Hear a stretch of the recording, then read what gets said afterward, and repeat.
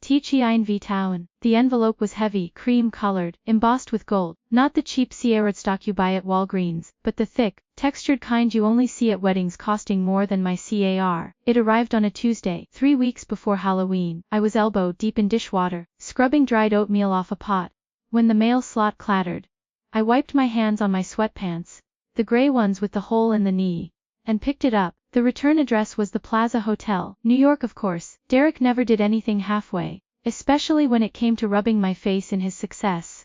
I slid my thumb under the flap, the scent of perfume wafted out, expensive, not the drugstore stuff I wore on Sundays. Inside a single CR, written in looping calligraphy, Mr. Derek Sterling requests the pleasure of your company at his marriage to Miss Chloe Vander Haas, Saturday, October 12th 700 p.m. The Plaza Hotel, black tie attire. RSVP. Below the fancy script, a handwritten note in Derek's Sharp. Familiar scrawl: Emma, bring Lily. She should see what a real family looks like. Don't embarrass us by wearing rags. I read at the note. My hands started shaking, not from sadness, from a familiar anger that had been simmering since the day Derek moved out 6 months ago, trading our 2-bedroom rental in Queens for a penthouse in Tribeca and a 26-year-old influencer with a trust fund. Lily, our 7-year, padded into the kitchen, her hair a mess from nap time. Mummy, what's that? I folded the invitation, tucking it into the waistband of my sweatpants. Nothing, baby, junk mail. But it wasn't junk mail, it was a summons, a public ex. Derek wasn't just getting a May ride, he was staging a coup. His ex-wife, the woman who'd cleaned his toilets and packed his lunches for 8 years, to watch him pledge his life to a woman younger than his mortgage. Anne. That was the cruelest cut. Using our daughter as a prop in his theater of triumph. I finished the dishes, my movements robotic. Later, after Lily was asleep, I pulled the invitation back out. I studied Chloe's name, Vander Haas. Old money, the kind that bought polo ponies and Ivy League legacies. Derek had always craved that. My teaching salary and his mid-level sales job had been a cage to him. Chloe was the key. I picked up my phone. Derek's contact was still there, buried under grocery store and school nurse. I typed a message. Invitation received. Thanks for thinking of Lily, we'll be there. I didn't add asshole, didn't add hope you choke, just the facts. Let him wonder if I was being sarcastic or pathetic. Knowing Derek, he'd assume pathetic. He always did. I spent the next 2 weeks scraping together cash. A dress for me, secondhand, black, simple, but it fit. A dress for Lily, also secondhand, a pale blue that matched her eyes. Shoes, tights, a coat that didn't have holes. Every dollar was a sacrifice. I skipped lunches, sold my old textbooks, canceled Netflix. Derek wanted a show. Fine, I'd give him a show. But it wouldn't be the one he'd choreographed. The night before the wedding, I laid the dresses on Lily's bed. She touched the blue fabric, her eyes wide. Mommy, am I a princess tomorrow? No, baby. Tomorrow, you're just Lily. And that's better than any princess. I didn't sleep. I sat at the kitchen table, the invitation propped against the pepper shaker. I thought about our wedding, 9 years ago, a small ceremony in a community potluck reception. Derek had complained about the lack of champagne. Next time, he'd whispered. Next time, we'll do it big. This was his next time. And I wasn't the bride. I was the ghost at the feast. October 28th dawned gray and typical New York autumn. I curled Lily's hair, braiding it with a blue ribbon. I applied minimal makeup, concealer for the bags under my eyes, mascara to make my lashes look less sparse. I looked tired, but I looked real. That was my air. We took the subway to the plaza. Lily stared at the gilded lobby, her small hand gripping mine. It's shiny. Mommy, too shiny, I muttered. The ballroom doors were open. A string quartet played Vivaldi. Waiters circulated with flutes of champagne. Derek stood near altar, tall in his tux, his hair perfectly styled. Chloe was a vision in white lace, diamonds glittering at her throat. She looked like a magazine cover, untouched. Derek saw us, his smile didn't waver, but his eyes narrowed. He leaned over to Chloe, whispering in her ear. Chloe glanced our way, her lips curling in a practiced pout of sympathy. Poor Emma, still stuck in the past. Look at her dress, secondhand chic, how tragic, people state. Whispers followed us as I guided Lily to our assigned seats. In the back, next to the kitchen doors, where the waitstaff bumped into us every time they refilled water glasses. Derek's parents were at the head table. They didn't wave, didn't acknowledge us. Just sipped their wine and discussed the weather. The ceremony began, vows were exchanged. Derek promised to love, honor and cherish. Chloe promised to stand by him in sickness and health. Both lied beautifully. I'd heard Derek's version before. It had lasted 6 months. During the reception, Derek took the mic for his speech. He thanked his parents, thanked Chloe's parents, thanked the bridal parents. Then he paused, looking directly at our table. He said, his voice dripping with fake sincerity, "I want to acknowledge my daughter, Lily. Lily sweetheart, come up here." Lily looked at me, uncertain. I nodded. My hey. She slid out of her chair and walked to the stage. Her blue dress a small splash of color against the gold and white. Derek knelt, wrapping an arm around her. "Lily, you're the light of my life. And I know it's been confusing, with mommy and me not living together, but today you gain a new mommy. Chloe is going to help me take care of you, and I promise from now on, you'll have the life you deserve, the life I always wanted for you, a life of privilege, of opportunity." Happiness. He kissed the top of her head. The crowd awed. Chloe smiled, dabbing her eyes with a lace handkerchief, a perfect tableau of blended family bliss. But I saw Lily's face. She wasn't smiling. She was looking at me. Her eyes were confused, hurt. She didn't want a new mommy. She wanted her old daddy, the one who used to read her bedtime stories and take her to the park, not this stranger in a tuxedo, performing for a room full of strangers. Derek handed her the mic. "Say something to your new mommy, sweetie." Lily held the mic. The room went silent. I held my breath. This was it, the humiliation Derek had planned. Forcing our daughter to validate his betrayal. Lily looked at Chloe, then at Derek, then back at me. She opened her mouth. And what came out wasn't the practiced line Derek had undoubtedly coached her on. She said in a 7-year-old voice that ride to every corner of the ballroom, "Daddy, you said mommy was sad, but mommy smiles more now. And you said we'd have a big house, but our apartment is cozy. And you said Chloe was nice, but Chloe called mommy a poor loser on the phone yesterday. That's not nice, Lar." The silence that followed was deafening. You could hear the clink of silver redropping. Chloe's face turned white. Derek's jaw went slack. The string quartet stopped mid-note. Lily handed the mic back to Derek, then turned and walked off the stage, straight to me. She climbed onto my lap, burying her face in my neck. I looked up. Derek was staring at me, his face purple with rage. Chloe was whispering frantically in his ear. The guests were shifting in their seats, avoiding eye contact. I didn't smile, didn't gloat. I just stroked Lily's hair, my heart swelling with a pride so fierce it hurt. My brave, honest, wonderful daughter. She'd just done what I'd never had the courage to do. She'd called him out, in front of everyone. I stood up holding Lily. I didn't look at Derek, didn't look at Chloe. I just walked toward the exit, past the gawking guests, past the stunned waiters, past the life Derek had built on lies. As I reached the lobby, I heard Derek's voice, shrill and panicked, trying to salvage the moment. "Ladies and gentlemen, please, a minor misunderstanding. Children say the greatest things. Let's continue with the celebration." But the celebration was over, for him, for me, for everyone in that ballroom. I stepped out into the cold night air. Lily was quiet in my arm. I walked to the subway station. The sounds of the city honking horns, distant sirens washing over us. At the turnstile, I dug in my pocket for a medshot. "Mommy?" "Yes, baby, was Daddy a liar?" I looked down at her innocent eyes. Trust. I thought about the invitation, the humiliation, the years of neglect, the betrayal, and I thought about the truth, the raw, messy, beautiful truth that my daughter had just defended with a single word. I said softly, "Sometimes, people, especially when they're trying to hide how much they've hurt someone. But you never have to lie, not for me, not for anyone." She nodded, satisfied. "Okay, mommy, I like the truth." I swiped the seat, the turnstile clicking open. We descended into the subway, leaving the glittering lights of the plaza behind. The train arrived, its brakes screeching. Finding seats in the nearly empty car, Lily leaned against me, her eyelids drooping. I looked out the window at the DRK tunnels rushing past, the wedding, the luxury, the performance. It all felt like a bad dream, a grotesque puppet show. And my daughter, she was the only real thing in it. As the train surfaced, crossing a bridge over the East River, I caught a glimpse of the Manhattan skyline. The towers were beautiful, yes, but they were cold, empty. Unlike the dewy earth of Lily's small body against mine.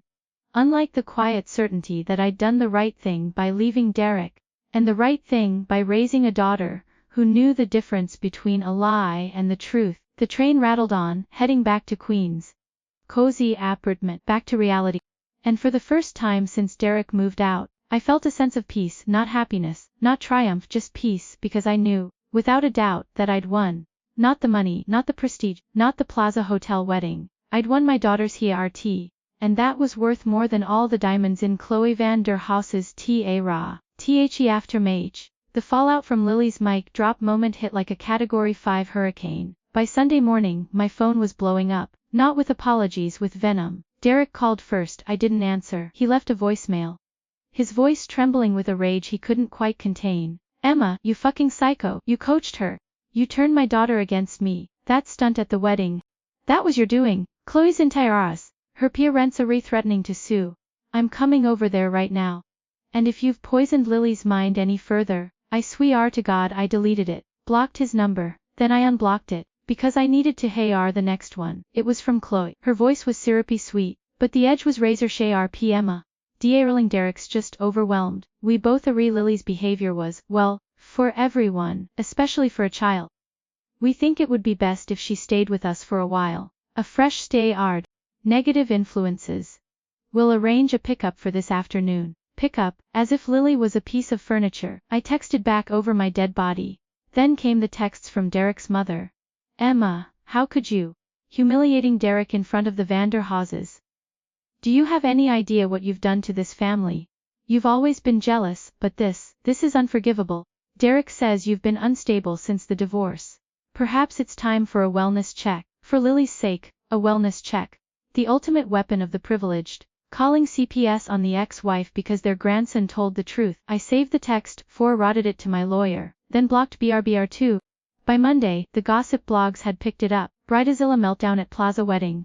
Child star exposes groom's lies. They had the story wrong. Of course, Chloe was the victim. Lily was a spoiled brat, and I was the bitter ex who'd staged the whole thing for attention. The comments section was a cesspool of, she should have stayed in her lane. And, poor Derek, many rying up and getting dragged down by his crazy ex. I turned off my phone, went to work, taught 3rd grade graded spelling tests, listened to 7-year-olds talk about their weekends. Normalcy. It was a bomb during lunch. My principal, Mrs. Rodriguez, a tough Cuban woman with a heart of gold, pulled me aside. I saw the blogs. Ignore them. Kids say the damnedest things. And she's a smayarky. Don't let those rich bastards bully you. That afternoon, I picked Lily up from school. She was subdued. Did Daddy call you a liar? I knelt down smoothing her hair. He called me a lot of things, baby, but liar isn't one of them. Because I don't lie, and neither do you. Chloe said I was a bad girl, Lily whispered. She said I embarrassed Daddy. My blood boiled. I took a deep breath. Chloe was wrong. You weren't bad. You were brave, and Daddy, he was embarrassed because you told the truth. And the truth hurts people who are used to lying. Lily thought about that. So I shouldn't tell the truth. Always tell the truth, Lily, I said firmly. Even when it's hard. Especially when it's hard. But I paused, choosing my words carefully. You don't have to tell the truth to everyone. Some people, like Chloe, don't deserve to hear it. They won't understand. So you keep the truth in your heart. And you share it with people who love you. She nodded, seeming to grasp it. Okay, mommy. I love you too, baby. More than all the diamonds in the world. That evening, my lawyer David Chen called. David was a shark in a 3-piece suit, but he had a soft spot for teachers. Emma, Derek's filing for full custody, citing your mental instability and alienation of affection. He's got affidavits from his parents. Chloe, even a nanny who claims you yelled at Lily last month. It's a smear campaign. Stan our rich guy playbook, but we can fight it. Do you have any evidence of your own? Texts, emails, anything showing Derek's behavior? I thought about the invitation, the handwritten note, bring Lily. She should see what a real family looks like. Don't embarrass us by wearing rags. That was evidence of his intent to humiliate. I also had bank statements showing he was $15,000 behind in child support, and a recording, legal in New York as long as one party consents, of a phone call where he'd called Lily a nuisance during his honeymoon planning.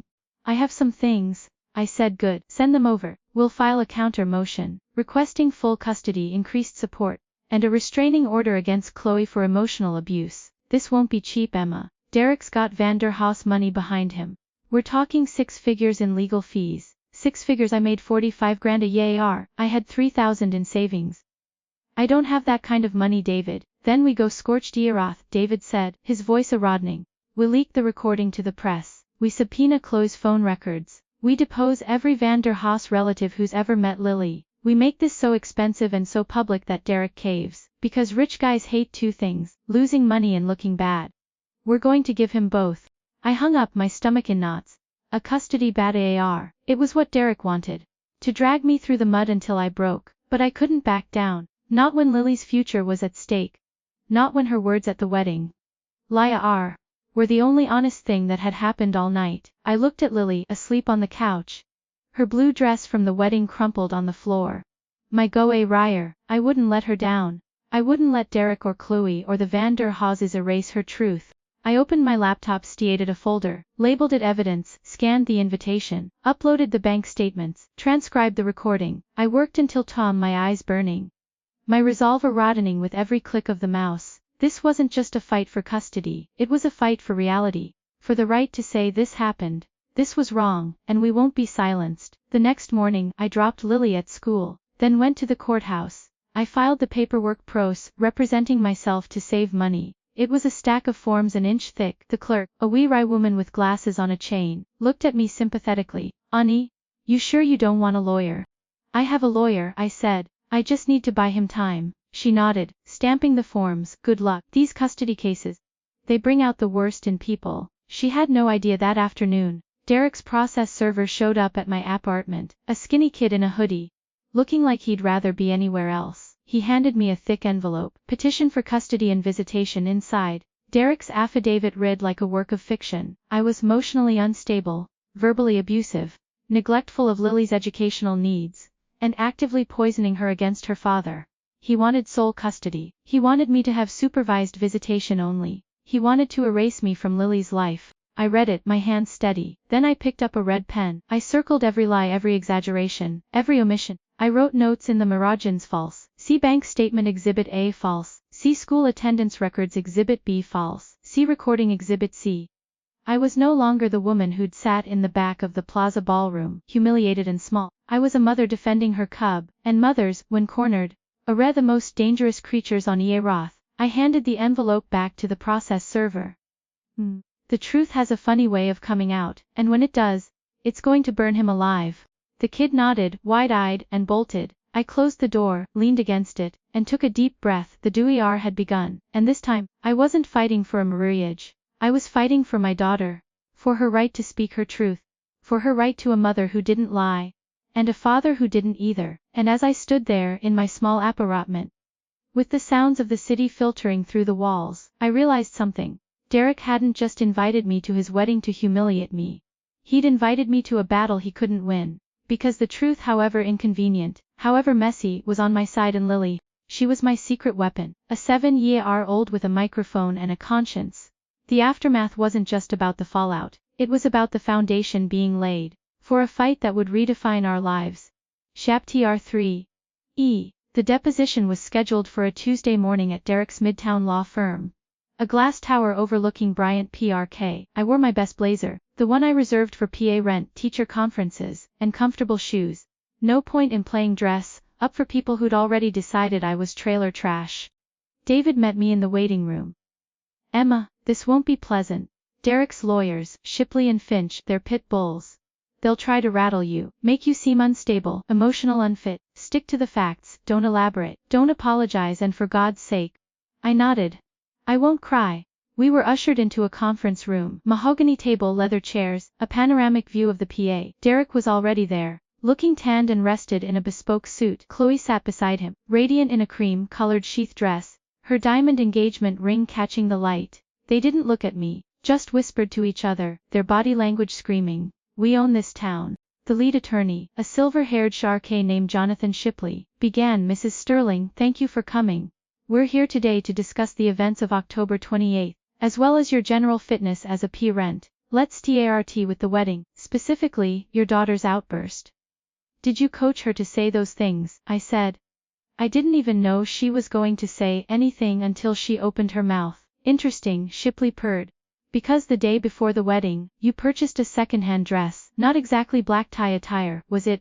Almost like you were planning to stand out, to cause a scene." "I bought what I could afford," I said. "Derek knows my financial situation. He hasn't paid child support in 3 months. Derek shifted in his seat. Chloe patted his hand. "Let's talk about finances," Shipley said smoothly. "You're a teacher, correct? Salary, roughly $45,000 a year, living in a 2-bedroom rental in Queens." She Rodli the environment to raise a child accustomed to certain standards. Lily's environment is stable, I said. She has her own room, she has books. She has a mother who's home every night for dinner. Standards around just about money. Sheeply. Perhaps not, he conceded. But let's discuss your mental health. Your obstetrician's records indicate a history of postpartum depression after Lily's birth, and your primary physician noted anxiety during your last visit. Have you sought treatment, medication, therapy? I stiffened. They were digging into my medical history. I had treatment. I've been fine for years. And my anxiety is situational, triggered by being sued for custody by a man who won't pay child support. Shipley ignored the jab. And your relationship with your daughter? Would you describe it as enmeshed? Do you rely on her for emotional support, Mrs. Sterling? The word enmeshed hung in the air like a slur. I'm her mother, I provide for her, I comfort her. If that's enmeshment, then yes, or is it? Shipley leaned forward, his eyes glinting. That you've alienated her from her father. That you've filled her head with lies about Mr. Sterling's new wife. That you coached her to call Chloe a liar at the wedding. I did not coach her, I repeated. And Chloe did call me a poor loser on the phone. Lily overheard it, she's 7. She repeats what she hears. Convenient, Shipley said. But let's look at the facts. The wedding invitation, you received it 3 weeks prior. You had ample time to decline. To spare Lily the confusion of seeing her father Remarai. Why did you attend, Mrs. Sterling? Because Derek invited us, I said. His handwritten note specifically said, Lily, she should see what a real family looks like. He wanted us there, to humiliate us. And I wasn't going to let him dictate our absence, or our presence. Derek finally spoke. That's a lie. I invited you out of courtesy. I never wanted to humiliate you. You're the one who turned it into a circus. Shipley Zorand, let me handle this. But Derek was on a roll. You've always been jealous, Emma, jealous of my success, jealous of Chloe, and you poisoned Lily against me. That stunt at the wedding, that was your idea? You told her to say those things. I looked at him, really looked, at the man I'd married, the father of my child, reduced to this, screaming at me in a conference room. His new wife stroking his arm like he was a rabid dog. I said quietly. I didn't tell her to say anything. She said it because it was true. You promised her a big house. You promised her a new mommy. And then you married a woman who called her mother a loser. Lily's not stupid. She knows a lie when she hears one. Chloe gasped, her hand flying to her chest. I never called you a loser. I said you were struggling. There's a difference. Is there? Because to a 7-year-old, it sounds the same. Especially when it's said behind her back, on the phone. When you think she's not listening, his voice icy. Mrs. Sterling, we're not here to debate semantics. We're here to determine custody, and your behavior. Attending a luxury wedding in a second-hand dress. Allowing your daughter to disrupt the ceremony. And now, Sterling and his fiancée of lying. It paints a picture of a woman who is unstable, and potentially harmful to a child's emotional well-being. He paused, letting the words sink in. Then he dropped the bombshell. Mrs. Sterling, we have a witness, a nanny employed by the Vanderhouses. She claims that on 3 separate occasions, she overheard you telling Lily that her father doesn't love her, and that Chloe is a witch. Do you deny this? My blood ran cold. A lie. A setup. I deny absolutely. I've never said those things, and I've never met this nanny.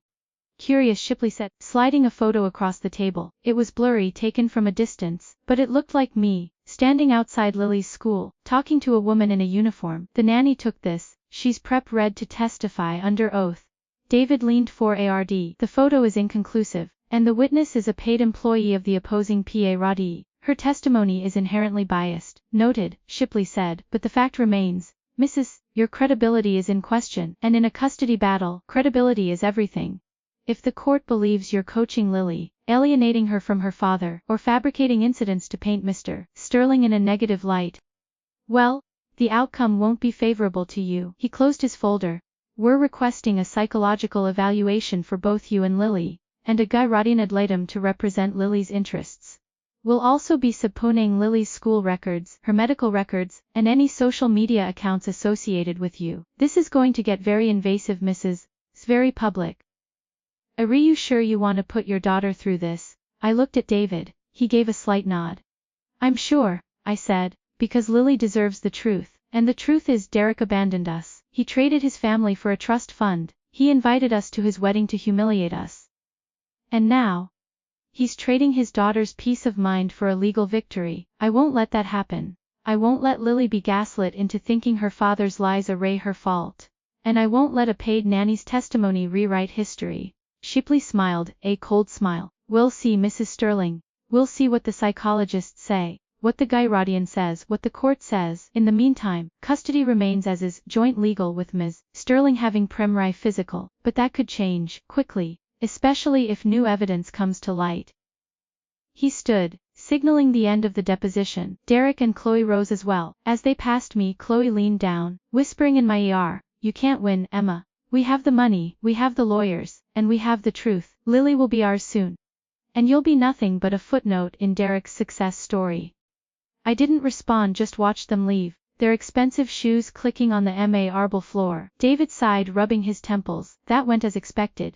They're going to bury us in discovery. Motion valuations, it'll take months. Yeah, ours maybe, and it'll cost a fortune. Emma, are you sure you can handle this? The stress, the exposure, the toll on Lily. I looked out the window, at Bryant Park below, laughing, living their lives, oblivious to the duel being waged in this glass tower. I can handle it, David, because I have to. For Lily, she stood up to them once. I have to stand up to them now, even if it takes, even if it costs everything I have. I stood up, smoothing my blazer. What's the next step? Psychological evaluations, David said, for you and Lily, and the Guyraudian ad litem will be appointed soon. We need to prepare and Emma, start a journal, document everything, every interaction with Derek, every comment from Chloe, every change in Lily's behavior. It's our only ammunition against their lies. I nodded. I'll start tonight. As I walked out of the conference room, I felt a renewed sense of purpose. The deposition had been a setup, intimidation, but it had also revealed their strategy: discredit me, isolate Lily, and wear me down with legal fees. They wanted me to break, to cave, to hand over my daughter without a fight.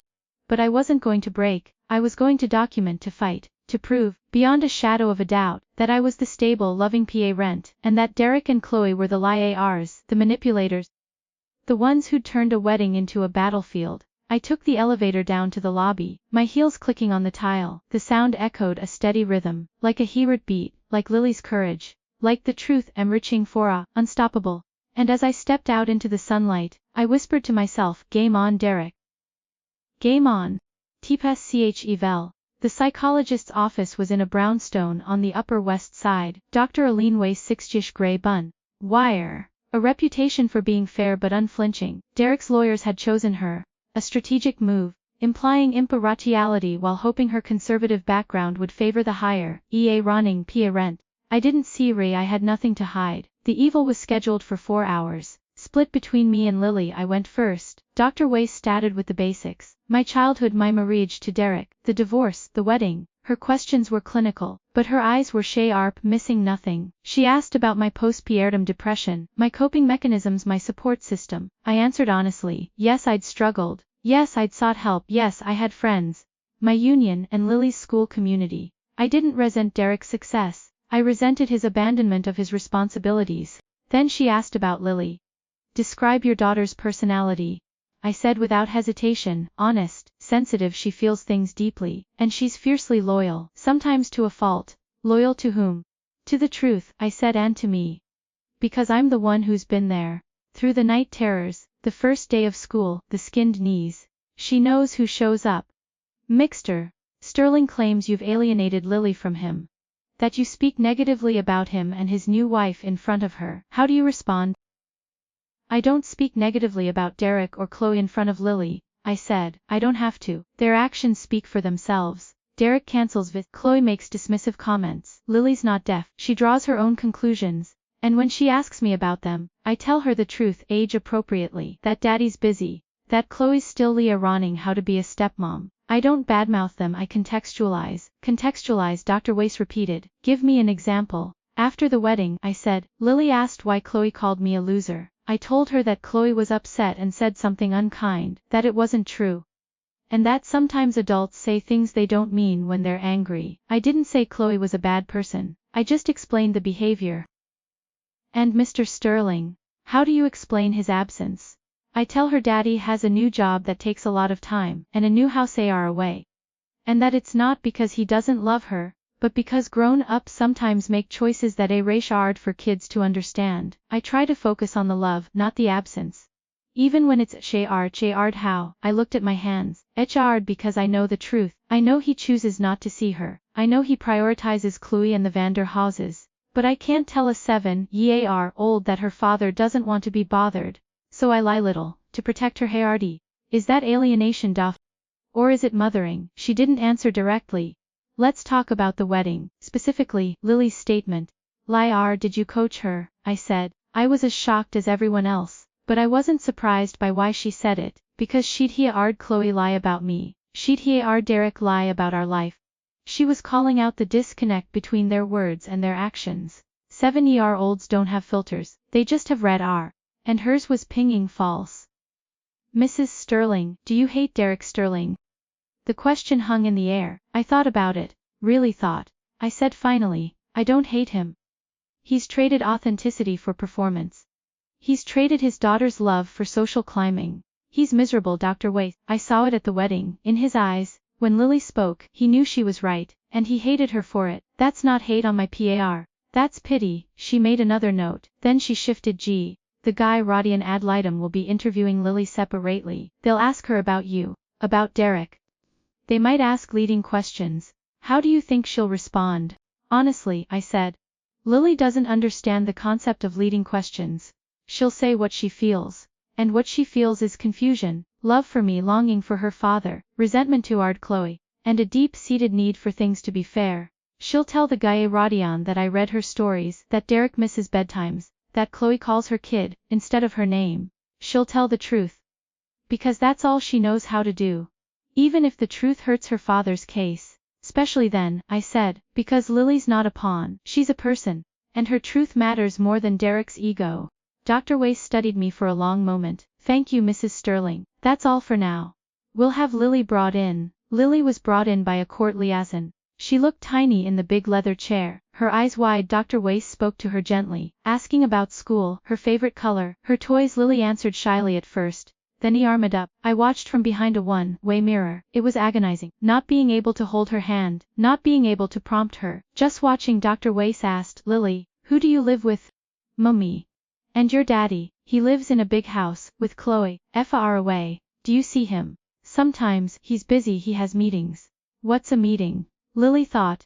It's when you wear a suit and talk on the phone and don't have time for hugs. Dr. Weiss winced. Do you like Chloe? Then? She's pretty, but she doesn't smell like COO keys. Mommy smells like COO keys. Does Chloe play with you? She tells me to be quiet, so Daddy can work.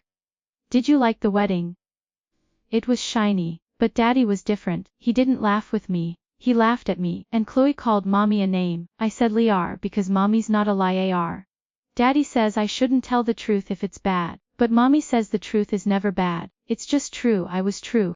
Dr. Weiss repeated softly, Lily, if you could live anywhere, where would it be? Lily didn't hesitate. With Mommy in our cozy apartment, where it's okay to be loud, and where Daddy comes to visit, not just for meetings. Weiss asked a few more questions, then ended the session. Lily was let out, back to the liaison. I was called back in. Mrs. Sterling, Dr. Weiss said, her tone softer than before. Lily is a remarkable child, articulate, self-aware and deeply attached to you. Her responses were consistent, unscripted, and developmentally appropriate. The claim that she was coached. Clinically, I find it improbable. A coach child rots phrases. Lily explained why she said liar. She connected it to Chloe's behavior. That's critical thinking, not coaching. I exhaled, a knot in my chest loosening. Thank you. The evaluation isn't over, she cautioned. I still have to interview Derek and Chloe, and review all the records. But my preliminary impression is that Lily's primary attachment is to you. And that disrupting that would cause significant harm. Derek's lawyers will argue that you're contextualizing is a form of alienation. I'll push back on that. A parent who explains a difficult situation without denigrating the other parent is not alienating. They're parenting. She stood, offering her hand. Keep doing what you're doing, Mrs. Sterling. Be consistent, be honest, and above all, protect Lily from this conflict. She's already CA-rying too much for a 7-year-old. I shook her hand, my eyes stinging. I will. Thank you, Dr. Weiss. As I left the office, the sun was setting over the Hudson. I felt lighter. The evil hadn't been a trap. It had been a validation of my parenting, of Lily's truth, of the reality Derek was trying to erase. I picked Lily up from the liaison. She ran into my arms. Mommy, Wace was nice, she asked about my dolls. And I told her about the wedding. I said a lie again. I hugged her tight. It's more than okay, baby, it's perfect, you were true. And that's all that matters. We walked to the subway hand in hand. The city was loud, chaotic, but I felt a quiet certainty. The psych evil was a hurdle. We'd cleared it, not because I was a perfect mother, but because I was a real one, and Lily, she was real too, not a prod upon.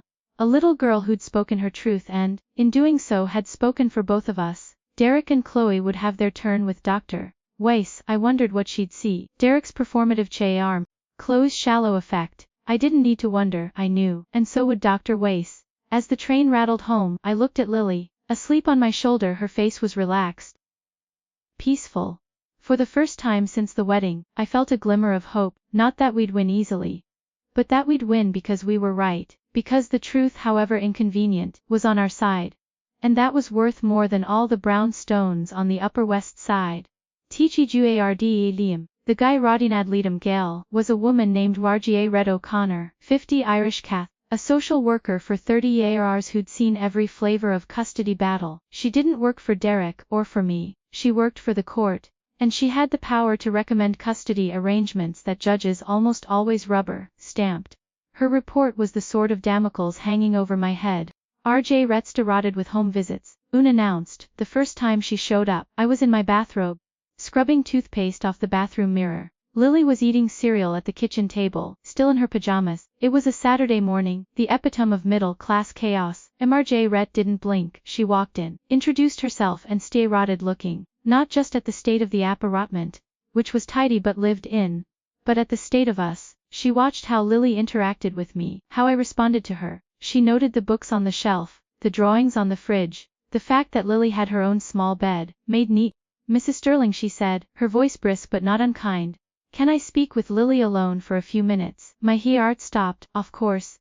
The living room is just through here. I hovered in the kitchen, listening. I couldn't hear the words, but I heard Lily's voice, high and clear, and Many Ret's low murmur. After 10 minutes, Marg Ret called me back in. Lily tells me you sing her a song every night, RGA Ret said. A silly song about a purple dinosaur. Is that true? I felt myself blushing. It's a habit from when she was little. It helps her sleep. Rat made a note. And she says you make pancakes every Sunday, with chocolate chips. Even when you're tired, she likes them, I said. It's a small thing. Marga Ret said. She turned to Lily. If you could change one thing about your life, what would it be? Lily didn't hesitate. I'd make Daddy's house closer, so he didn't have to have meetings all the time. Mini RJ Ret's eyes flickered to me. I looked away, focusing on the coffee maker. And what about Mommy? Matt? Would you change anything about living with her? Lily shook her head vigorously. No. Mommy's cozy, Daddy's house is shiny, but it's cold. Mommy's Giu arm. MRJ Ret stayed for an hour. She inspected the appartement, asked about our routine, our meals, our discipline. She didn't criticize the second-hand furniture or the small size. She asked about Lily's school, her friends, her hobbies. She asked about Derek's visits, how often, how long, what they did. I told her the truth, sporadic, short, usually involving a trip to a toy store or a movie, followed by a rushed return. Then came the school visit. Ret showed up at PS. During lunch period, she spoke to Lily's teacher, Mrs. Kim, a woman who'd taught for 20 years and didn't suffer fools. Lily's a delight. Raji Ret. Loud enough for me to hear from the hallway, bright, engaged, well-adjusted. Emma's very involved. She volunteers for field trips, attends every parent teacher conference. The father, I've met him once. He seemed distracted, asked about Lily's performance metrics, like she was a stock portfolio, not very attuned to her emotional needs. Marga Ret asked about any changes in Lily since the wedding. Mrs. Kim hesitated. She's more withdrawn. Used to talk about her daddy all the time. Now she changes the subject. And she had a meltdown last week during show and tell. A child brought in a picture of their parents' wedding. Lily stared at crying. My daddy had a wedding too, but he didn't invite me to stay. It was heartbreaking. I closed my eye, leaning against the lockers. The truth, again raw and unfiltered. Marga Ret's final visit was to Derek and Chloe's penthouse. But Lily was. Derek picked her up, his new Mercedes gleaming. Chloe in the passenger seat looking like a fashion plate. They were gone for 6 hours. When Lily came back she was quiet, subdued. How was Daddy's house? I asked, tucking her in. It's big, she whispered. Too big. My room is bigger than our whole apartment, but it echoed. And Chloe told me not to touch her perfumes. And Daddy was on the phone a lot. He said I was underfoot. I don't know what that means, but it sounded bad. I kissed her forehead. It means he's not used to having you around. Baby, it's not your fault. The next day, Margaret called me. I need you to come to my office, alone. We need to talk about Lily's visit to the penthouse. I went, my stomach in knots. Margaret's office was small, cluttered with case files. She didn't offer me coffee, just gestured to a chair. Ma, she said, folding her hands. Lily's visit to Derek's was illuminate. She told me about the echoey house, about Chloe's rules, about Derek being on the phone, but she also told me something else. Something she said happened in the car. I braced myself. What? She said Chloe was on her phone, scrolling through Instagram, and she showed Derek a post about the wedding, about Lily's outburst, and Chloe said, loud enough for Lily to hear. Thank God we don't have to deal with that brat full time. She's clearly unhinged, like her mother. And Derek laughed. He said, don't worry, babe, soon she'll be out of our hair. The blood drained from my face. She told you that? Margaret said, her expression grim. And when I asked her if she understood what out of our hair meant, she said, it means they don't want me, like mommy doesn't want me. Emma, that's a direct quote from a 7-year-old. I started shaking. I didn't know. She never told me that. Because she's protecting you, Margaret said. She see rise so much, Emma, too much. And Derek and Chloe, they're oblivious. Or they don't see and the court will see it, because that's emotional abuse, plain and simple. She paused, letting it sink in. Emma, my report is due next week. I'm recommending primary physical custody remain with you, sole legal custody initially, with gradual reintroductions of Derek's visitation under supervised conditions. And I'm recommending a restraining order against Chloe, no unsupervised contact with Lily ever. I stared at her stunned. You're doing that, based on what Lily said, based on everything Margaret said, the home environments, the school reports, the psychological evil, and yes, Lily's statements. She's not coached, Emma, she's traumatized by Derek's abandonment and Chloe's hostility. And you're not perfect, but you're present, you're attuned, you're her safe harbor. And that's what she needs. Tears spilled down my cheeks. For the first time in months, I let myself cry, not from sadness, but from relief, validation. Someone had seen, someone had heard, someone had believed my daughter. Margaret handed me a tissue. Don't celebrate yet. Derek's lawyers will fight this. They'll try to discredit me, discredit Lily, discredit you.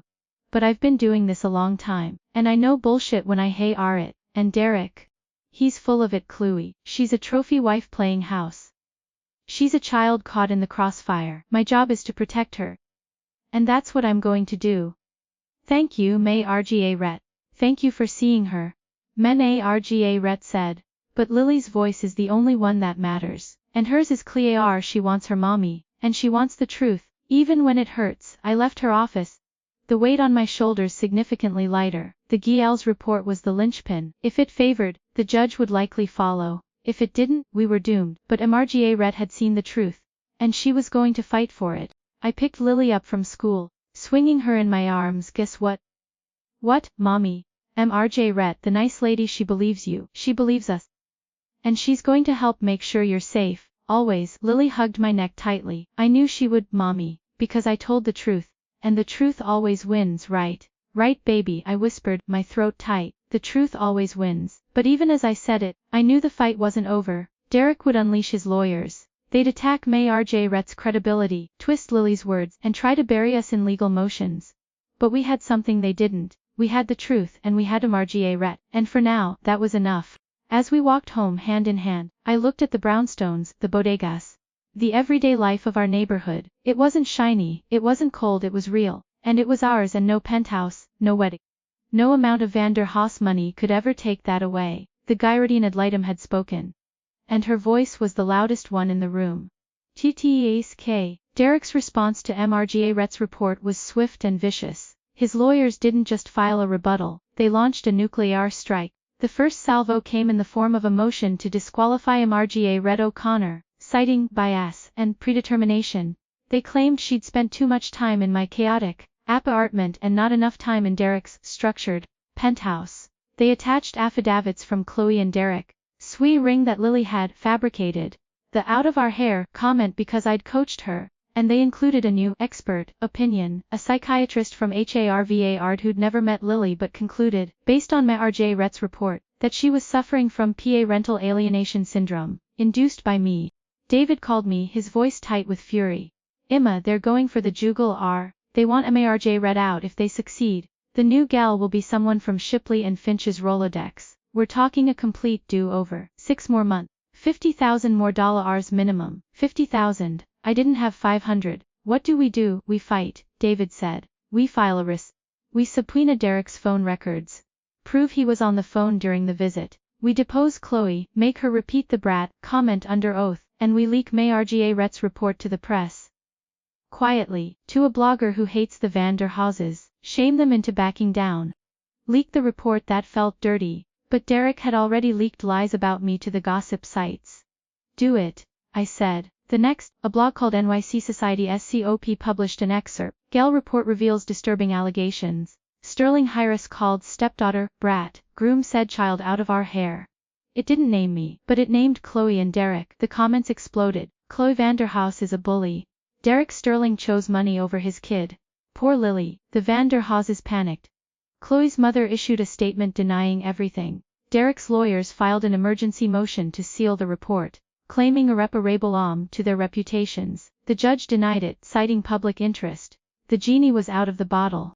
Then came the counter motion from David, a request for an immediate custody hearing, based on the emergency of Lily's emotional distress. He attached Kim's declaration about Lily's meltdown during show and tell, Dr. Wace's preliminary findings, and a Marj Rett's sworn affidavit defending her impartiality. He also included something new, a recording. It was from Derek's nanny. The one Shipley had brandished during my deposition. David had tracked her down. She was a recent immigrant from the Philippines, paid under the table, terrified of being deported, in exchange for immunity from perjury charges. She'd admitted that Chloe had coached her to lie about over a ring me badmouthing Derek. The recording was her confession, shaky but, Miss Chloe, she say, you tell the lawyers you hey are Emma call Derek bad names. Say you hey are her tell Lily he no love her. I say, but I know he are she say, you say, or I tell your auntie I see come, I see red. I say okay but I know how are I swear. The recording was dynamite. David filed it under seal, but the implication was clear. Chloe had suborned perjury, a felony. Shipley and Finch went silent for a week. Then they countered with a motion to increase Derek's visitation, arguing that the negative publicity was my fault, not Derek, and that Lily needed more time with her father to counteract the alienation. They also demanded that I undergo a psychiatric evaluation for narcissistic personality disorder, claiming my refusal to accept Derek's new life was pathological. The hypocrisy was staggering. I was the narcissist for wanting stability for my daughter. Derek was the victim for abandoning her. I wanted to scream instead. I wrote a declaration, factual. Devastating, Your Honor. I do not oppose increased visitation in principle. I oppose unsupervised visitation with a man who refers to his 7-year-old daughter as underfoot and out of our hair. I oppose visitation in a home where the stepmother calls her a brat and coaches witnesses to lie. And I oppose a psychiatric evaluation for myself when the real pathology lies with a father who prioritizes a wedding over his child's emotional safety. I am not a narcissist, I am a mother. And my only pathology is loving my daughter too much to let her be hurt again. I signed it, my hand steady. David filed it. The hearing was set for a Friday morning. Derek arrived in a convoy of black SUVs, looking like a CEO. Chloe wore a designer suit, her face a mask of innocence. I arrived alone in my old coat, Lily holding my hand. We sat in the back of the courtroom, away from the cameras that had gathered outside. The judge, Eleanor Vance, was a no-nonsense black woman in her 60s. She didn't tolerate nonsense. She read Marj Rett's report, David's motion, and Shipley's responses in silence. Then she looked up. Mr. Sterling, she said, her voice echoing in the quiet courtroom. You invited your ex-wife and 7-year-old daughter to your wedding. Why? Derek stood adjusting his tie. Your Honor, it was a gesture of goodwill. I wanted Lily to feel included in this new chapter. Included, Judge Vance repeated, by seating them at table 12, next to the kitchen, by having your new wife call Mrs. Sterling a poor loser, within earshot of the child. Mr. Sterling, that's not inclusion. That's humiliation. Derek flushed. Objection, Your Honor. Calls for speculation? Overrule, Judge Vance said. I'm asking the father, not the lawyer. Sterling, your daughter testified, under oath, to the Gael, that you called her underfoot, that your wife called her a brat, that you laughed when your wife said she'd be out of your hair. Array these lies. Derek looked at Chloe, then at Shipley. I may have said she was underfoot. Children can be energetic, but brat, out of our hair, no. That's not me, Your Honor. The nanny's lawyer interjected. We have the recording. Silence, Judge Vance snapped. She turned back to Derek. Mr. Sterling, I've read the Gael's report. I've read the teacher's declaration. I've heard the recording. And I've watched your daughter. She's not coached, she's traumatized, by your absence, by your wife's hostility, and by your apparent belief that money and status absolve you of parental responsibility. She paused, letting her words sink in. This court finds that the Prima Rye residence shall remain with Mrs. Sterling. Sterling shall have supervised visitation every other Saturday, from 10 a.m. to 4 p.m. at a neutral facility. No unsupervised contact. Van der Haas and Mr. Sterling, you are to undergo a parenting assessment and anger management classes. Failure to comply will result in suspension of visitation. Is that? Derek's mouth opened and closed. Your Honor, that's unreasonable. I'm her father. I have rights. You have responsibilities. Sterling, Judge Vance said coldly. Rights flow from responsibilities. You've abdicated yours, now, you'll abide by mine. Court is adjourned. She banged her gavel. Derek surged to his feet, but Shipley pulled him down. Chloe was crying, her face buried in her hands. I sat still, my hand gripping Lily's. It was over. The counterattack had succeeded, not with a knockout punch, but with a surgical strike. The judge had seen the truth, and she'd ruled accordingly. As we left the courtroom, David squeezed my shoulder. You did it. Emma, you held your ground. I looked down at Lily. She was smiling. Mummy, does this mean Daddy won't call me underfoot anymore? I knelt, hugging her. It means Daddy has to learn how to be a daddy. And until he does, we're safe. And we're together. Outside, the cameras flashed. I shielded Lily's face and walked to the subway. I didn't talk to the press, didn't gloat, just went home to our cozy apartment. To our life that night I tucked Lily in, singing her the Purple Dinosaur song. She was asleep before the second verse. I sat on the edge of her bed, watching her breathe. The custody battle wasn't over. Derek would appeal. He'd find new ways to harass us. But for now we had won, we had peace. And we had the truth. I walked to the kitchen, poured a glass of cheap wine, and raised it to the window, to Mamarjie Rhett, to Dr. Weiss, to Mrs. Kim, to the nanny who'd found her courage. My brave, honest, wonderful daughter. The counterattack had been brutal, but it had been necessary, because sometimes the only way to protect the truth is to fight for it, and sometimes the truth fights back. Supervision, supervised visitation. It sounded like a punishment. For Derek, it was. For Lily, it was a reprieve. The neutral facility was a nondescript office in Midtown, run by a nonprofit called Safe Harbor. A place where fathers who'd screwed up could pretend to be dads for 6 hours every other Saturday, under the watchful eye of a social worker named Rhonda. Rhonda was a former cop, built like a linebacker, with a voice that could stop a freight train. She didn't tolerate nonsense. Her rules were simple: no phones, no gifts, no discussing the court case, no badmouthing mommy. Break a rule, and visitation ended immediately. Derek hated it. He showed up the first Saturday in his Ferrari, dressed like he was closing a merger. Rhonda met him at the door. Mr. Sterling. Briefcase. You're here to see your daughter, not your stock portfolio, he bristled. I need my phone for emergencies. Emergencies involving a 7-year-old coloring with crayons. Doubtful. Hand it over. Reluctantly. He did. Rhonda tossed it in a locker. Lily was already there, clutching a coloring book. When Derek walked in, she didn't run to him. She stayed by my side, peeking out from behind my leg. Lily. Derek said, his voice overly bright. Daddy's here. Look what I brought you, a new iPad. And tickets to see the Rockets. And Rhonda cut in. No gifts. Return them to your car. His face turned purple. These are for my daughter. Your daughter doesn't need an iPad. She needs your attention. And right now, you're failing at that. Return them. Now he stormed out, slamming the locker door. When he returned, he was empty-handed, seething. He sat on the couch, patting the cushion. Lily, come sit with Daddy. Lily looked at me. I nodded. She walked over, perching on the edge of the cushion, as far from him as possible. Derek said, his tone forced, what have you been up to, pumpkin? Lily said, holding up her book. Great. And school? How's school?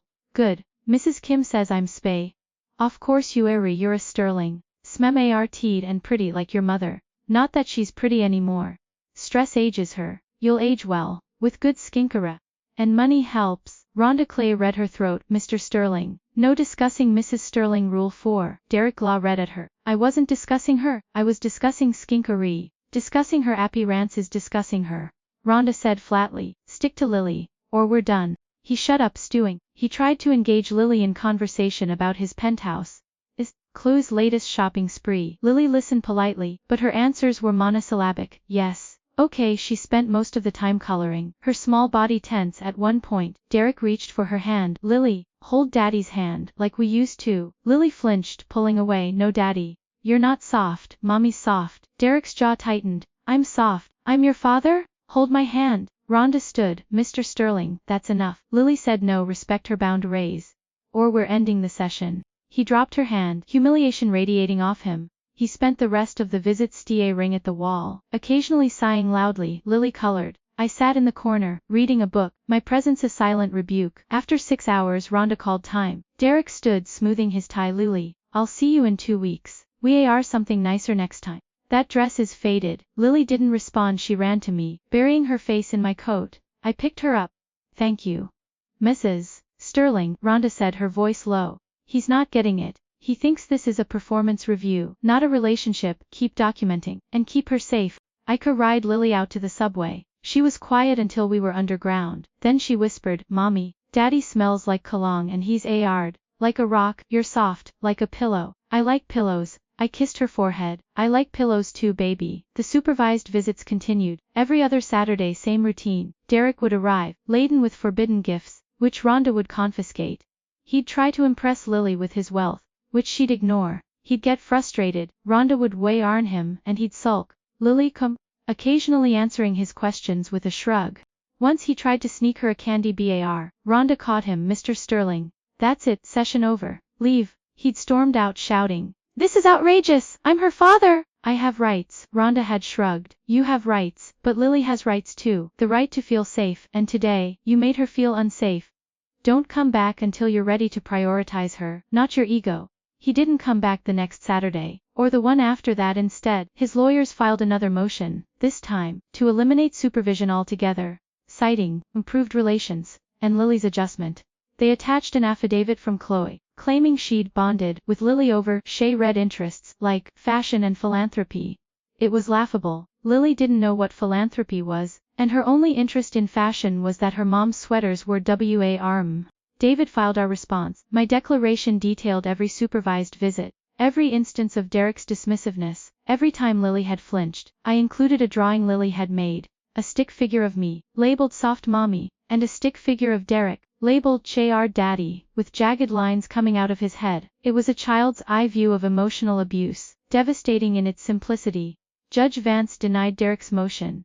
Sterling has failed to demonstrate a meaningful, child-centered relationship during supervised visits. His continued focus on material gifts and status, coupled with his disregard for Lily's expressed discomfort, indicates a lack of parental insight. Supervision shall continue until further order of the court. Derek's response was to stop paying even the minimal child support he'd been court-ordered to pay. His lawyer claimed financial hardship due to legal fees. David filed a contempt motion. The judge ordered Derek to pay or face jail time. He grudgingly. The supervision became a farce. Derek would show up, go through the motions for 6 hours, then leave, muttering about tyranny. Lily would come home, curl up in my lap and whisper, Mommy, Daddy's not fun, he's just there. Like us. I like it when it's just us. I'd hold her, my hair atching. Derek wasn't just failing as a father, he was failing as a human being. He couldn't connect with his own daughter because he was too busy performing for an audience that didn't exist. And the audience, it was shrinking. The gossip blogs had moved on. The Van der Haases were distancing themselves. Chloe was spending more time in the Hamptons than in the penthouse. He was alone, in a gilded cage of his own making. One Saturday during visitation, Derek didn't show. Rhonda called his phone. No answer. She called Chloe. No answer. She filed a report with the court. Derek's lawyer claimed he'd had a business emergency. Judge Vance wasn't impressed. She ordered Derek to undergo a psychological evaluation for rental avoidance, and mandated an additional 4 hours of supervised visitation per month to make up for the missed session. He showed up the next time, looking haggard. He didn't bring gifts, Didn't talk about his penthouse, just sat on the couch, staring at Lily as she colored. At one point, he whispered, "Lily, do you hate me?" Lily looked up, her eyes, "Wow, Daddy, I don't hate you. I just don't know you." It was the truest thing she'd ever said, and the saddest. Derek rotted crying, silent tears rolling down his face. Rhonda didn't intervene, she let him cry. After a few minutes, he wiped his eyes, stood up and walked out. He didn't say goodbye to Lily, didn't look back. Lily watched him go, then she looked at me. "Is Daddy sad?" "Yes, baby," I said softly, "he's very sad. Because he doesn't know how to be a daddy, and that makes him sad." "Will he, Len?" "I don't know, baby, I hope so. But even if he doesn't, you'll be okay, because you have me, and I know how to be your mommy, and that's enough." She nodded, returning to her coloring. I watched her, this resilient creature who'd endured so much. The supervision wasn't just protecting her from Derek's toxicity, it was revealing it to him, to the court, too. And maybe, just maybe, it was the only thing that could save him, not from jail or from bankruptcy, but from the emptiness of a life lived without love. Because Derek Sterling had everything, money, status, a beautiful wife, and nothing, no real connection, no genuine affection, no soft only redness, and statues don't hug back. As we rode the subway home that night, Lily fell asleep on my shoulder. I looked at her face, relaxed in sleep, and made a silent vow. I would protect her from that hardness. I would fill her life with softness, with love, with the truth. And if Derek never learned to be a father, he'd never learned to be a man. She'd learned to be whole, in spite of him. Because of me, the supervision continued, week after week, a slow, painful dance. But with every supervised visit, Lily grew stronger and Derek, he grew more distant, until one day, he stopped coming altogether. And that was the end of the supervision, and the beginning of our peace. CTR 8.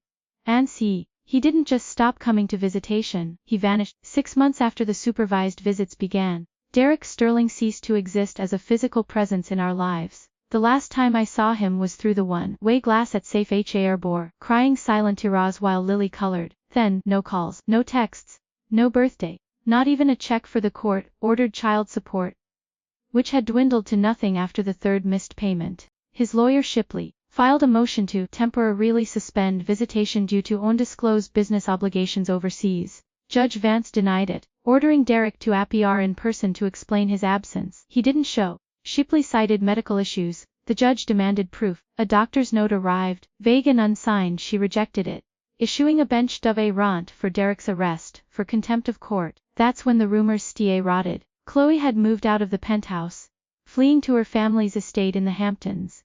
The Van der Haases were divesting from Derek's failing tech startup. His business obligations overseas were actually creditors closing in, 3 lawsuits for unpaid debts, a foreclosure notice on the penthouse, and an IRS investigation into offshore accounts. Derek's, the golden boy who'd traded his family for a trust fund, was broke. I found out through David, who'd hired it from a court clerk.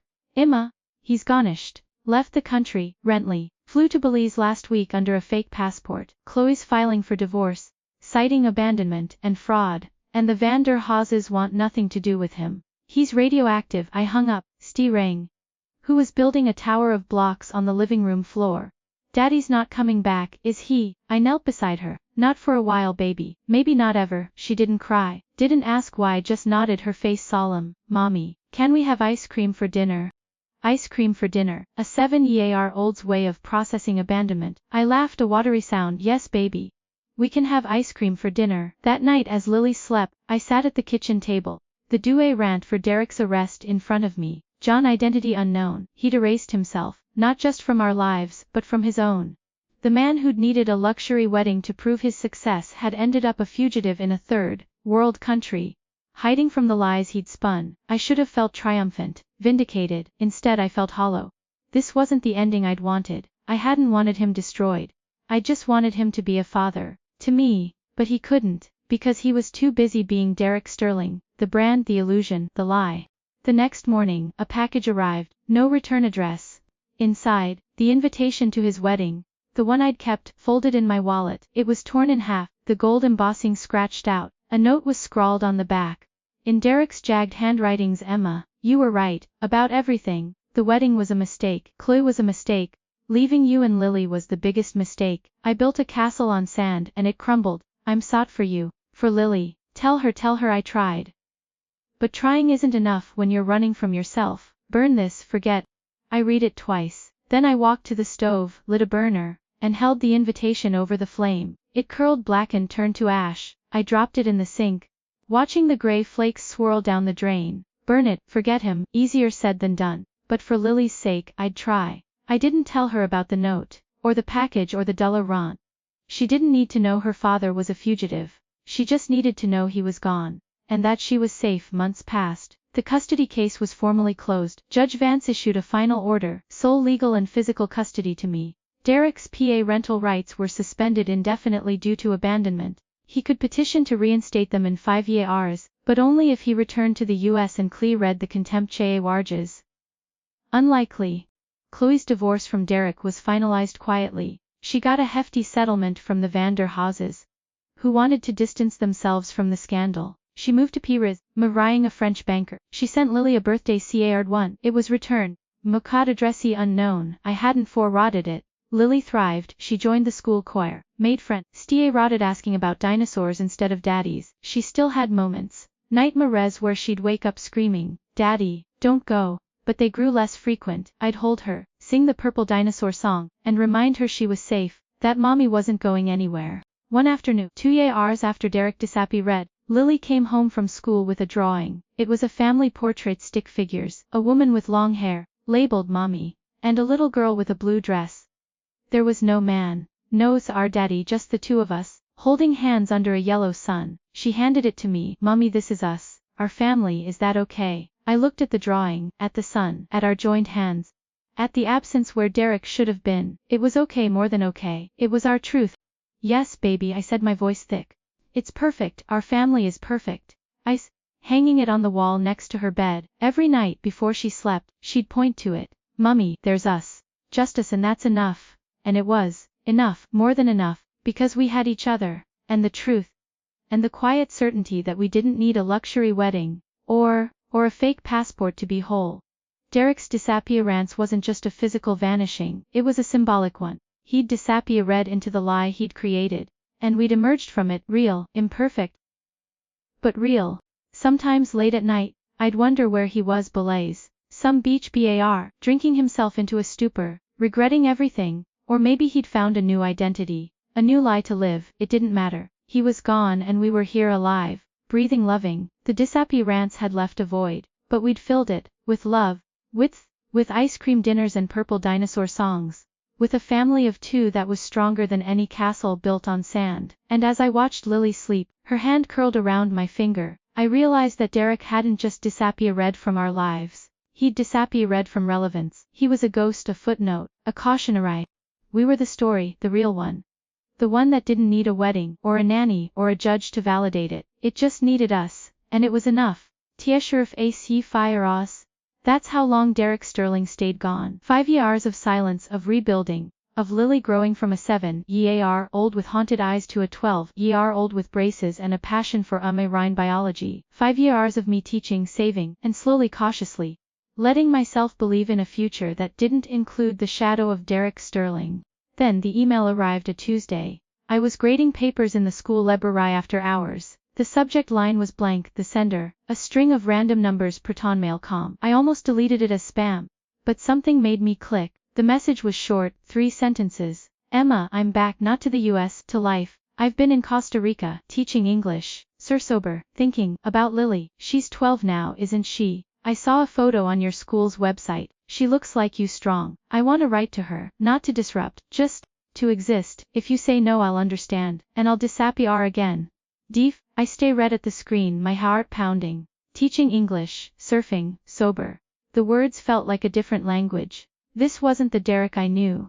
The one who'd needed tailored suits and imported cognac. This was a stranger, a humbled one. I didn't reply, not that night. I printed the email, folded it, and put it in the evidence folder I'd never quite closed. Then I went home. Lily was watching a documentary about whales. She looked up, her braces glinting. "Hey, Mom. Did you know blue whales have the biggest hearts in the animal kingdom?" "I did know that, baby," I said, kissing the top of her head. "Biggest hearts like you." She grinned. "I'm not big," he ratted. "I'm just loud." I laughed, but my mind was elsewhere. Derek wanted to write to her. After 5 years after abandoning her. After the lies, did he deserve that? Did she? I didn't tell Lily, not yet. I consulted, who'd retired but still took my calls. Emma, it's a Pandora's box. If you let him write, it opens the door to more visitation. Custody ma, and if he's back in the US, the Douay rant's still active, he could be arrested. Do you want Lily to see that? Or do you want her to have the peace she's finally found? I didn't know. I spent a week turning it over. I watched Lily, how she'd laugh at a joke, how she'd cry during a sad movie, how she'd talk about her future. College, marine biology, maybe joining Greenpeace. She never mentioned Derek, not even in passing. He was a non-entity. A blank space in her life she'd filled with whales and homework and friendship. Did I have the right to reopen that wound, or the right to keep it closed, denying her a chance at closure of her own? I decided to ask her, not about Derek, about the concept. One night, as we ate mac and cheese, I said, Lily, if someone from your past, someone you hadn't seen in a long time, wanted to write to you, would you want that? She looked up. Who? I said ruefully, someone who made mistakes, but says they've changed.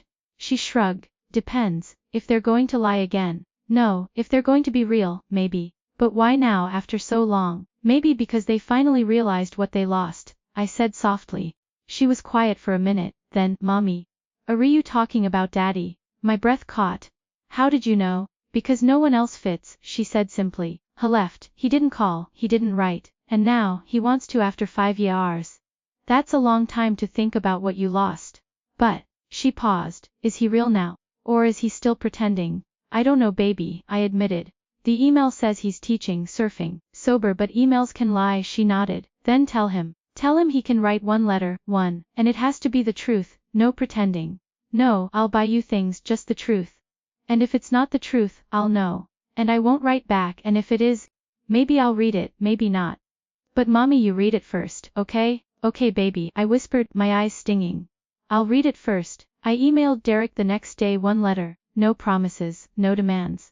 I will screen it, if it's acceptable, I'll give it to her, if not, this is the last you'll hear from us. His reply came within the hour. Thank you, that's all I ask, one letter, the truth. I owe her that, and you. 3 weeks later, the letter arrived. Snail mail, a thin envelope, postmark Rosé, Costa Rica. The handwriting was different, shakier, less confident. I opened it with a knife, my hands trembling. Lily, if you're reading this, it means your mom thought I could be honest. I hope I don't deserve to write to you. I know that. I left when you were 7. I missed your 8th birthday, your 9th, your 10th, your 11th, and your 12th. I missed your first day of middle school, your lost tooth, your straight A report C's. I missed you. I left because I was ashamed of failing as a father, ashamed of choosing money over you, ashamed of the lie I'd become, so I ran. Then Panama, then Costa Rica. I taught English to kids who had nothing. I surfed, I got sober, and I thought a lot about the lie I told at the wedding. That you'd have a better life with me and Chloe. It was a lie. You had a better life with Mom. She's soft. I was art. You knew that even then. I'm not writing to ask for forgiveness. I don't deserve it. I'm not writing to ask to see you. I have no right. I'm writing to say I'm sorry. Sorry I called you underfoot. Sorry Chloe called you a brat. Sorry I laughed. Sorry I vanished. Sorry I missed everything. I'm sober 5 years now. I teach English. I live in a small house by the beach. I surf every morning. I'm not rich. I'm not important, but I'm real. For the first time in my life, I'm real. And the real me is sorry. I don't expect a reply. I don't expect anything. I just wanted you to know that somewhere, in a small town in Costa Rica, there's a man who thinks about you every day, who wishes he'd been braver, who wishes he'd been your daddy, but who's glad you had Mom instead, because she's the real hero, not me. Be smum art be you. And if you ever want to know about whales, I've rand a lot about them surfing. I'm here. If not, I understand with all my love. Dad, I rate it 3 times. It wasn't perfect, it was rambling, self-pitying and PRs, but it was real. No boasts, just a broken man's apology. I showed it to Lily. She read it silently, her face unreadable. When she finished, she handed it back. Is he really sober? I think so, baby. Is he really sorry? Yes. Will he disappear? I don't know, but if he does, we'll be okay, because we're real too. She nodded. Tell him I read it, and maybe one day, when I'm older, I'll write back, but not yet. I'm still mad and I'm still sad, and I need more time, but thank him for the truth. The truth is better than lies, even when it hurts. I emailed Derek that night. She read it. She's sad, she needs time. But she thanks you for the truth. Don't contact her again unless she initiates. And Derek, stay sober, stay real. It's the only thing that matters now. His reply, understood, I'll wait, for as long as it takes. And I'll stay sober, for her, for the truth. Thank you, Emma, for everything. I printed the letter, adding it to the folder, then I deleted the emails, erased the digital trail. What happened next was between Lily and Derek. But for now, the resurface had been a ripple, not a wave. A whisper, not a shout that night. Lily slept with the letter under her pillow, not reading it again, just knowing it was there, a truth she could hold, but didn't have to touch. And I slept too, for the first time in 5 years, without the weight of the past pressing down, because the past had resurfaced, not to haunt us but to be acknowledged. And in that acknowledgement, there was a strange quiet peace. Derek Sterling was no longer a ghost. He was a man in Costa Rica, writing letters he might never send, surfing waves he might never ride. And we were here, in Queens, whole, and moving forward. The resurface hadn't changed anything, but it had confirmed everything. The truth had won, and it had set us free. 10 years after the wedding, Lily was 17, a straight-A student, captain of the debate team, and obsessed with coral reefs. She'd grown into a young woman who ride herself, with a quiet confidence that reminded me of no one so much as herself. She still had my eyes, but her smile, when it came, was all her own. Derek had kept his word, 1 letter, no follow-ups, no social media stalking, just silence. I'd checked his Proton Mail account once, it was deactivated, he'd vanished again, this time by choice, respecting Lily's space. Lily had never written back, not because she was cruel, but because she didn't need to. The letter was enough. It had answered the questions she hadn't known how to ask, and it had closed a door she hadn't realized was still ajar. She was applying to colleges, Coastal Carolina, BARBA, schools with marine biology programs. She'd sit at the kitchen table, surrounded by brochures, her brow furrowed in concentration. I'd watch her, marveling at the distance we'd traveled from that cold night at the plaza. She looked up from her applications. Mom. Yeah, baby. Do you ever wonder what would have happened if Daddy hadn't left? If he'd stayed, would I be different? I set down my book. Different how? I don't know. Richer. More confident, less me. I walked over, pulling up a chair. Lily. You're the most confident person I know. You speak your mind. You stand up for what's right. You're top of your class. That's not a lack of confidence.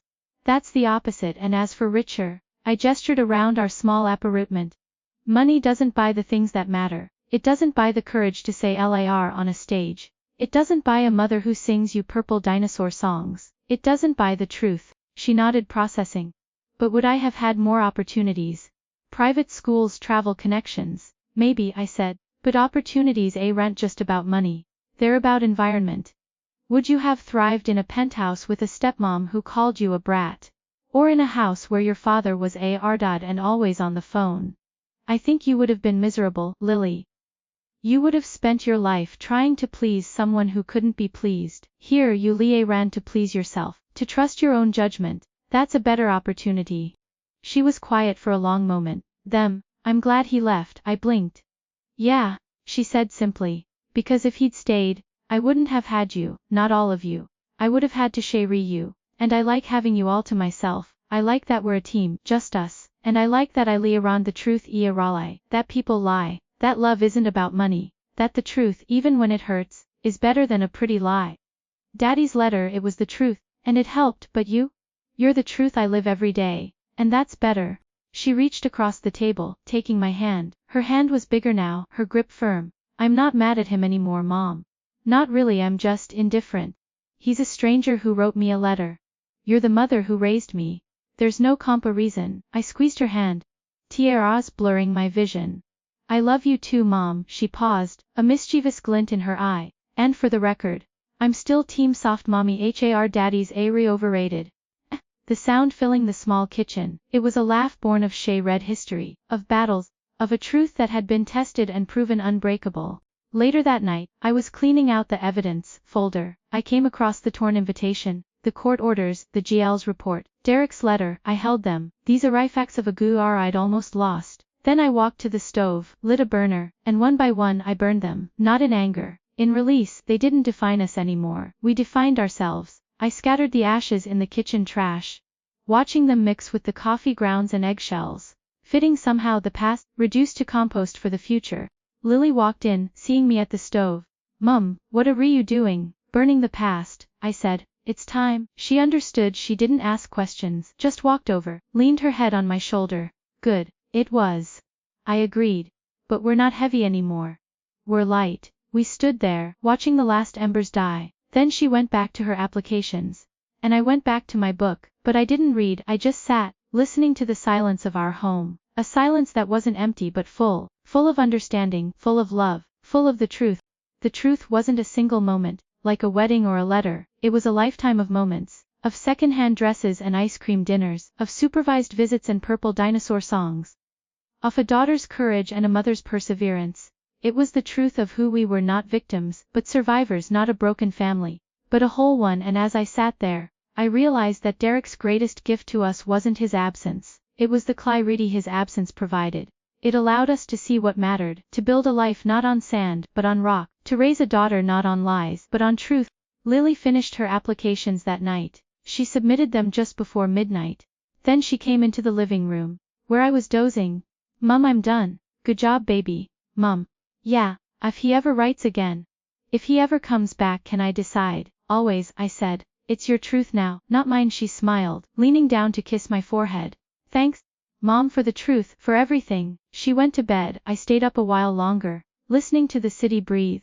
The truth was a living thing. It grew, it changed, it adapted, and ours had grown into something strong, something resilient, something unbreakable. I thought about Derek, wherever he was. Or somewhere else, still surfing. Still sorry. I hoped he'd found his own truth, but it didn't matter, because ours was right here, in this apartment, in this daughter. In this life we'd built from the ashes of his lies. The truth had set us free, and freedom was better than any luxury wedding, better than any penthouse, better than any apology. Freedom was us. And as I finally went to bed, I whispered into the darkness, we made it, Lily, we made it to the truth. And in my dreams, I saw a 7-year-old girl on a stage, holding a microphone, her voice clear and true like, and I saw a 17-year-old woman, submitting college applications, her voice quiet and sure. The truth is better, and I knew, without a doubt, that we'd made it, to the truth, and it was enough, more than enough, it was everything.